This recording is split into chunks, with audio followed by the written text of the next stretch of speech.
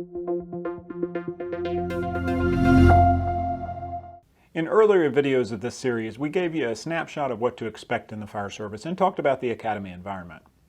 In this video, we'll cover more of the general requirements or expectations to actually get you into an academy. Hi, I'm Marc Bashoor, Executive Editor for Fire Rescue One and FireChief.com. Now, there's lots of good information on FireRescue1.com to help you navigate this, but I do want to give you a little bit of a disclaimer before we start, and that is that there is no one way for me to be able to tell you how to get into an academy. Sometimes they are municipal environments where that jurisdiction has their own academy through their own fire department with their own instructors. Sometimes it's a third-party environment, and sometimes it's a college-based program that has an affiliation with jurisdictions. Whatever it is, you need to learn that for your location and determine exactly what the requirements are to get in. So I'm going to give you some universal things. Again, you can go to FireRescue1.com and look at the resources we have there. But here's a couple things that are pretty universal. First, you're likely going to have a high school diploma or a GED. You'll need to be 18 years of age, and then there will be an application process. After the application process is where things begin to diverge a bit. It depends on whether it's that municipal environment where they have their own academy, or it's that third party or college environment where you need to pay to get into the academy at that point. Whatever it is within your environment, you just need to be prepared to take that next step there. So some academies will take totally green people with no experience whatsoever in the fire service, and they'll build you up from there. Others will take people who maybe they've joined as a volunteer and they've got some experience, or they came from another jurisdiction where they've got certifications. Again, you've got to weed through the complexities of your particular jurisdiction to determine what that means for you. Maybe you go to a shorter academy than everybody else. Maybe you have to go to the full academy. I can't answer all of those questions here. It depends on your local jurisdiction. So if you come in green, you've got no experience whatsoever, you're likely going to go through a full academy, and you're going to need to be thinking in terms of all of the things that come along with that first time entry into the fire service. That's the full background check, likely a mental health screening of some kind, an aptitude test, a physical fitness test, or an assessment. There may need to be a pre-application physical fitness certification. There are several out there that some jurisdictions require to be able to take their exam or to be able to get hired once you've taken the exam. Again, you need to know what your particular jurisdiction requires. Some do not require it. You're certainly going to have a medical examination. Typically, the jurisdiction will set the parameters for what that is. It might be pre-academy, it might be post-academy, there might be a pre and a post. It just depends on what your particular jurisdiction does.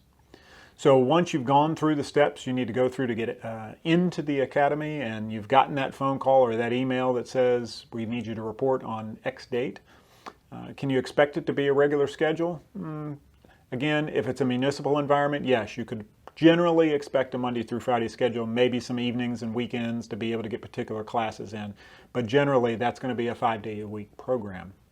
If it's a college-based program, it's generally going to be based on the instructor and the students' capabilities and availability during the course of that college program.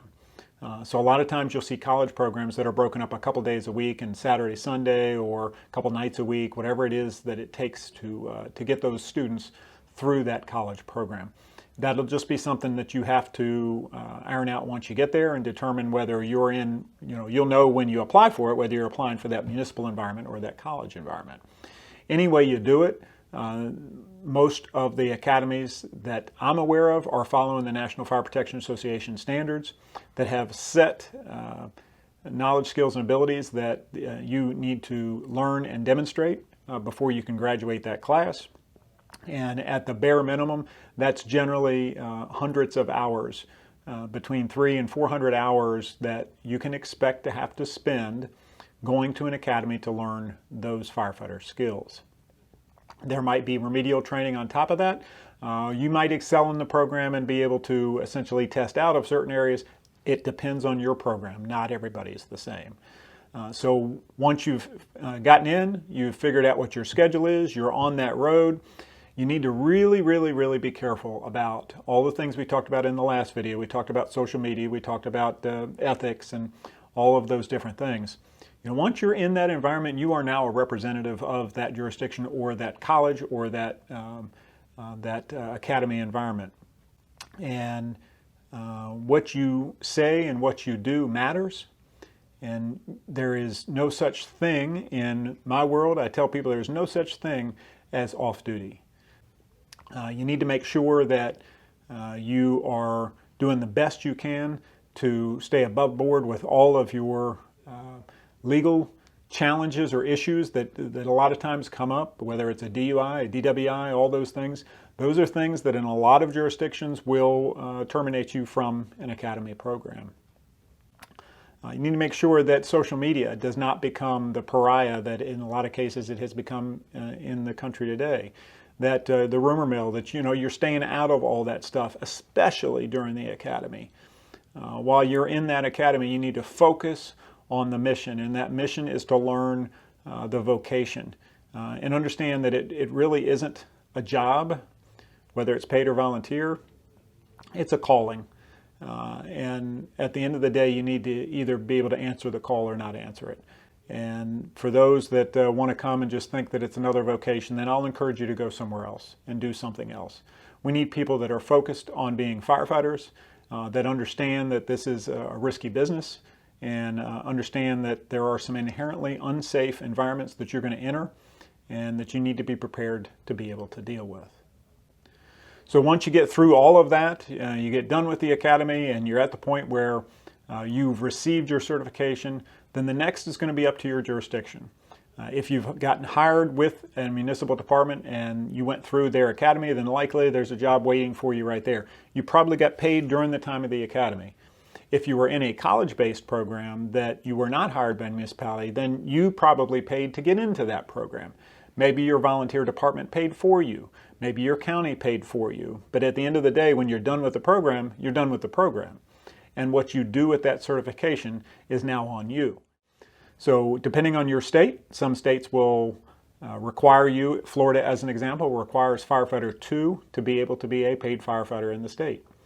So if you go into that academy and only take firefighter 1, you're not going to be able to come out of it and get a job in the state of Florida. So figure out what it is that's in your jurisdiction. Make sure you keep your nose clean. Make sure you focus on the vocation and focus on learning the job, and you'll get through this with flying colors. Thanks for joining us in this video.